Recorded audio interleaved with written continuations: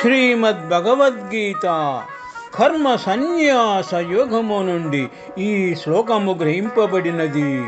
శ్రీకృష్ణ భగవానుడు అర్జునునకు ఈ విధముగా గీతోపదేశము చేసినారు. న కర్తృత్వం న కర్మాణి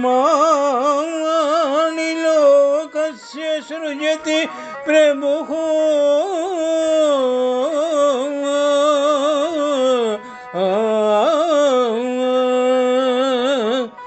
న కర్మఫల సంయోగం స్వభావస్తు ప్రవర్తతే.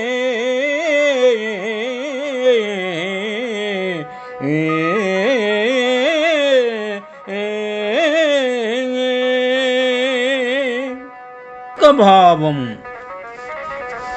భగవంతుడు జీవులకు కర్తృత్వమును గాని అనగా చేయవలసిన పనులను నిర్దేశించుట, కర్మ ఫలములను గాని కర్మలను గాని వీటితో సంబంధము కలుగుచేయుటలేదు.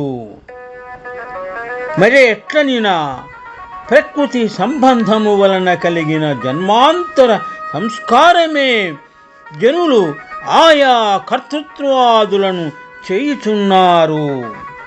ఇక్కడ కొంచెం వివరణ గమనించవలసినది. సృష్టికర్తయగు పరమేశ్వరుడు జీవరాశులలో దేనికిని చేయవలసినటువంటి బాధ్యతలను సృష్టించుటలేదు. అట్లే ప్రకృతి జన్యమగు వారి వారి జన్మాంతర సంస్కారమును అనుసరించి జనులు ఆయా కర్మలను చేయుచు కర్తృత్వము కలవారై ఆయా కర్మల యొక్క ఫలములను అనుభవించుచున్నారే ఎగుదురు.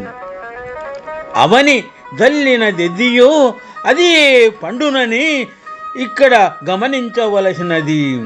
హూ సోస్ మస్ట్ రీప్ అని భావన గమనించవలయును. దీనిని బట్టి జీవుడు తన్ను ఉద్ధరించుకొనుటకు గాని పతనము నొందుటకు గాని తానే సమర్థుడని తేలుచున్నది. ఈ విషయమున మరి ఒకరికి సంబంధమేమియును ఉండదు.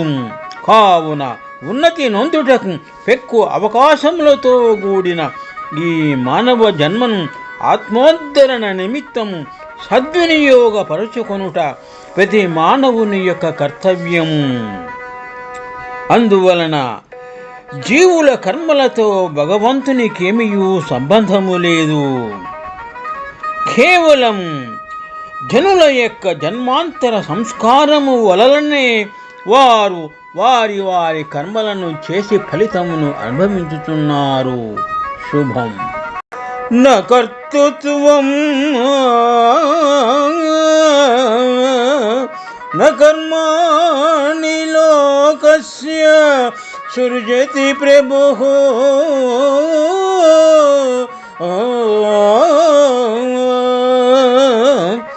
న కర్మఫల సంయోగం స్వభావస్తు ప్రవర్తతే.